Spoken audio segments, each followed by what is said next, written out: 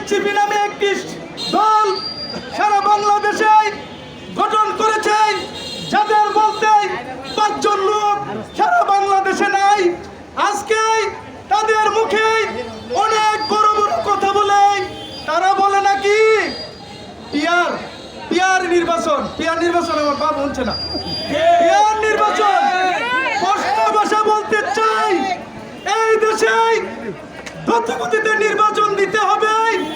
Peer আমরা শ্রমিক মানি না। মানে ব্রাহ্মণবাড়িয়া ভোট দিব, ব্রাহ্মণবাড়িয়া এমপি নির্বাচন করব। আমার ভোট আমি দিব, যাকে খুশি তাকে দিব। আমি ভোট দেবো ব্রাহ্মণবাড়িয়া, আর ঢাকার বেড়া নির্বাচন পাস করব। এই নির্বাচন আমরা মানি না। মানেন? আমি ভালো ভালো বলতেছি এনসিপি ভাইদেরকে, আপনারা সুস্থ নির্বাচনের পরিবেশ করেন। আর নইলে স্বৈরাচার আওয়ামী লীগ যেভাবে বাংলাদেশ থেকে পালাতে হয়েছে, আপনাদেরও সেই রাস্তা গণতে হবে। বিএনপির ভারপ্রাপ্ত চেয়ারম্যান, যিনি বাংলাদেশের একটি জনপ্রিয় নেতা, তার বিরুদ্ধে কথা বলতে হলে মুখে রাগাম দিয়ে বলেন বিএনপি পরীক্ষা দেওয়ার মতো কোনো আর বাকি নাই। কারণ বিএনপি বারবার ক্ষমতায় এসেছে জনগণের ভোটে। এই দলকে পরীক্ষা দিয়ে পাস করতে হবে না। এই দেশের জনগণ জানে বিএনপি কি রকম দল, ভোট দিলে দেশ কেমন চলবে, ভোট দিলে দেশে কি উন্নত হবে, শ্রমিকের কি মঙ্গল হবে। কারণ এই দেশের জনগণ মেহনতি শ্রমিক সবাই জানে। ভাইরা আমার, আপনাদের কাছে আমার অনুরোধ, আপনারা সময় অবহেলা না করে আপনারা নির্বাচনের পরিবেশ করেন, নির্বাচন দেন। নির্বাচনের মাধ্যমে যদি আপনাদেরকে জনগণ ভোট দিয়ে পাস করায় আমাদের কোনো আপত্তি নাই।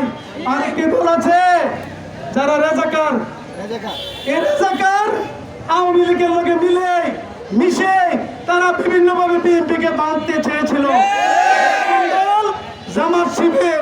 জামাত শিবিরকে বলতে চাই, এই ব্রাহ্মণবাড়িয়াতে তোমাদের কোনো অবস্থান নাই।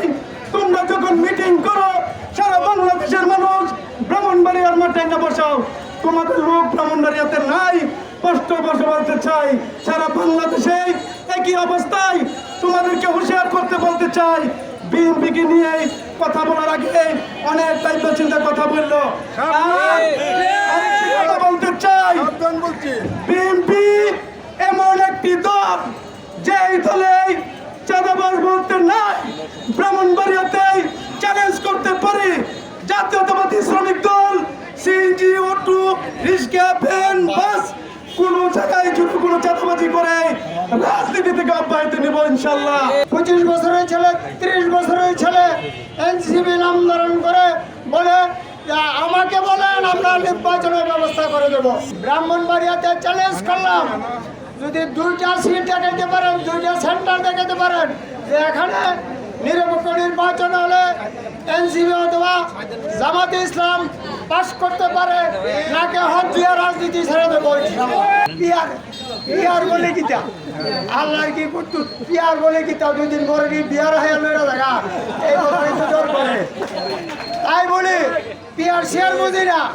আমার ভোট আমি দেব, যাকে খুশি তাকে দেব, আমার যাকে মনে চাই তাকে নির্বাচিত করব। প্রত্যেকটা সেন্টারে ভোট গণে ডিক্লেয়ার দিয়ে আসতে হবে। এটা হলো আমাদের দাবি, বিএনপির দাবি, শ্রমজীবী মানুষের দাবি। শ্রমজীবী মানুষদেরকে বলি, ভাই আপনারা আমাদের ভাই, আমরা আপনাদের ভাই। আরেকটা কথা বলি, শ্রমিক দলের নাম মানিয়ে যদি কোনো লোক রোডে গাড়ে কোথাও চাঁদাবাজি করতে যায়, তাকে ধরে পুলিশের হাতে দেবেন, আমাদেরকে খবর দেবেন। যদি আমাদের লোক হয় আমরা ওইখানে হদ দিয়ে আসবো, আর যদি আমাদের লোক না হয়, স্বৈরাচারের দূষর হয়, তাহলে ওইখানে আমরা অনুরোধ করবো, ওইখানে তাদের বিচার করার।